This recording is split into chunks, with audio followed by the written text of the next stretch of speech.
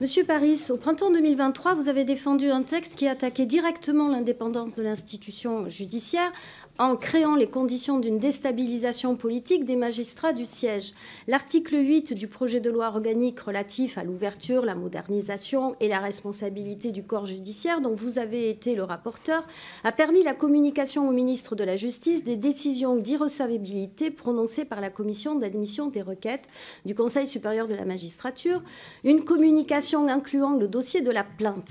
Cette communication ne répondait à aucune nécessité, si ce n'est celle de pouvoir disposer des pièces d'un dossier pourtant jugé irrecevable.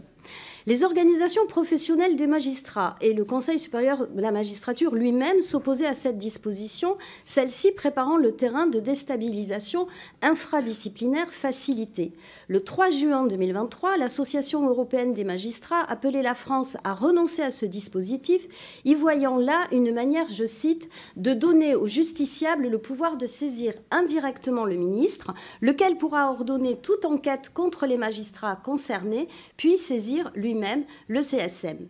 Loin d'avoir combattu cette disposition, vous l'avez rétablie dans le texte alors même qu'elle avait été supprimée par le Sénat.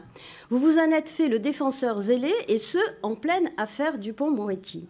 Je me permets d'évoquer ce dossier de déstabilisation d'un magistrat par un garde des Sceaux à l'insu de son plein gré, quand bien même la Cour de justice de la République l'a blanchi au prix d'une cabriole juridique surprenante. Mon cher ex-collègue, comment comptez-vous nous convaincre que votre nomination renforcera l'indépendance de la justice quand votre mandat parlementaire a contribué à la saborder? Je vous remercie.